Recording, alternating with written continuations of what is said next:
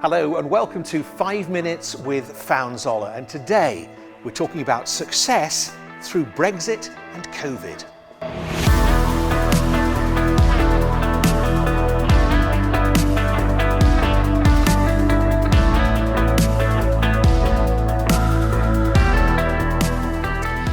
Brexit and Covid, one definitely bad, the other, well, it depends on your opinion. But how come at the end of those, as we get towards the end of those, that FZUK UK seem to be coming out well at the far end? Let's talk now to CEO of FZUK UK, Simon Hyde, also Chief Finance Officer Richard Horton, and Commercial Director Stuart Gregory. And our 5 minutes starts now. Simon, whatever the outcome, this must have been a pretty bumpy ride for you, both with Brexit and Covid. Oh yeah, very bumpy indeed. There were so many unknowns. We were thrown into a situation both with Brexit and Covid. Without question, it's professionally and personally a challenge for us all and our customers. Well, let's talk about what happened. Richard, Brexit, or the prospect of Brexit, came along first. What did that mean for FZUK UK? Yeah, I mean, the uncertainty absolutely was a challenge. We were faced with either 10% tariff on our products. If we had no deal, it would have been 0%. If we had a free trade deal, and lots of options in the middle as well. So I guess it was necessary to be prepared for the unexpected, but with little information, must have been very difficult to plan at all. Actually, quite early on in the process, we put together a team and we met with a number of our key suppliers to go through all the areas of Brexit and to deal with what we could there and then, which just left us with the uncertainty of what the actual deal would look like. So liaising with your clients, then, very important. Stuart, what about customers? Worried customers, I imagine.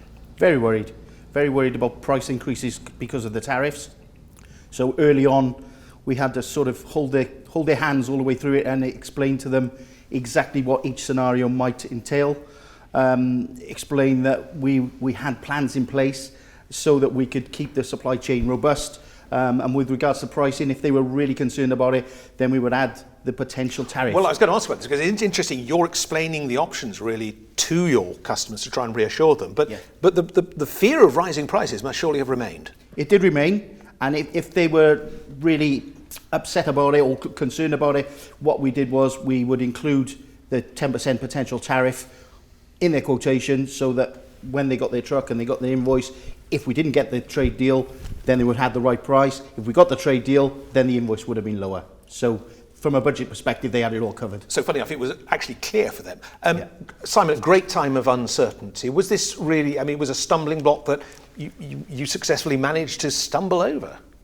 It was a stumbling block, of course it was, yes, for sure. But I think the capability of the management team and the employees was at the forefront of this. And it was detailed planning, detailed actions, regular meetings, and just making sure that we managed it a very tight process to come out of it in a positive situation.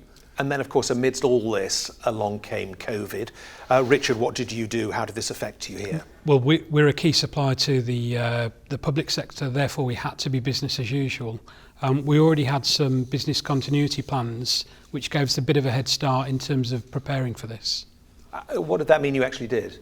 So before the lockdown was announced, we made sure that all of our office-based staff had got all the relevant equipment. We made sure that they were able to access our networks from home, and then when the lockdown happened, we then were able to just continue working with no interruption. Travelling service teams were able to continue? Yeah, our service teams continued, so we gave them some additional PPE and some very minor changes to the way they would operate, which made sure that we continued to provide the service to our customers. Wow, okay, so Simon, while you and your team were making sure things worked well for your customers, to what extent did this give you an opportunity for a whole new way of thinking? Oh, it gave us a huge opportunity. We, as I said before, we focused on what we could do rather than what we couldn't do. And things in the big wide world were going to change. We weren't allowed to go and see customers in the way that we could. So we just, normal stuff that we would probably kick into the long grass, we brought to the forefront and made actions out of it. And here we are. And here we are, in fact, in your customer experience Indeed, centre, yeah. which was part of your thinking? Correct, absolutely. It was a way of modernising the new world, the social media. You couldn't see customers, so we had to touch them in some way, shape or form. pretty bold thinking during a pandemic. Stuart, were your sales team able to get out there and continue taking orders? They couldn't go and visit many customers because of the COVID restrictions.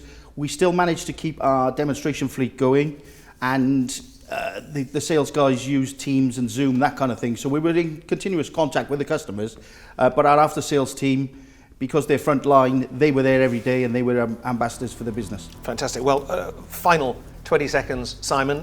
COVID and Brexit been very difficult for some. What do you put it down to? The fact that you're saying, actually, we've worked through it? Yeah, I'm very proud of our employees. We all worked together to make sure that everyone was internally and externally satisfied. And I think the message from me is that in hard times, we focus on our employees and our customers. And there we are. Our 5 minutes is up. Simon, Richard, Stuart, thank you very much indeed. And from Found Zoller UK, thank you for watching.